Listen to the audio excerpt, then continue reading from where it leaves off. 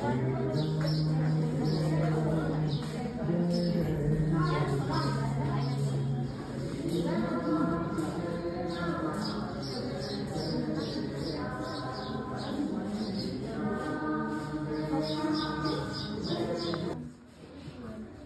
नमस्कार।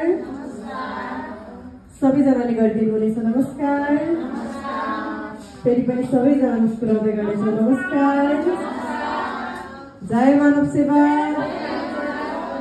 जय मानव सेवा।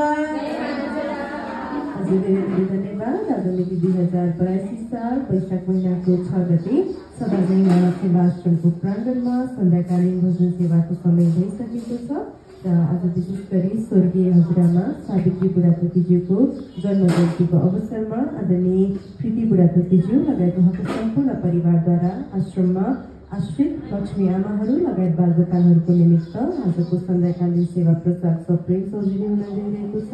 यो सम्पूर्ण आमाहरूको जोरदार तालिका साथ आदरणीय प्रीति बुढाथोकीज्यूलाई धेरै साधुवाद एवं आश्रममा हार्दिक स्वागत गर्न चाहन्छु।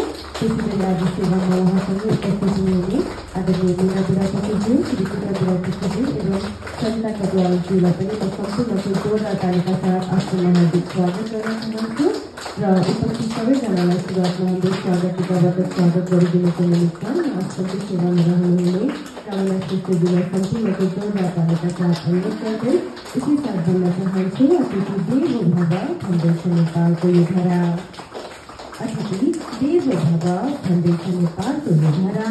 स्वागत गर्छौँ हजुरहरूलाई निभाउँछु यो परम्परा, स्वागत गर्छौँ हजुरहरूलाई निभाउँछु यो परम्परा।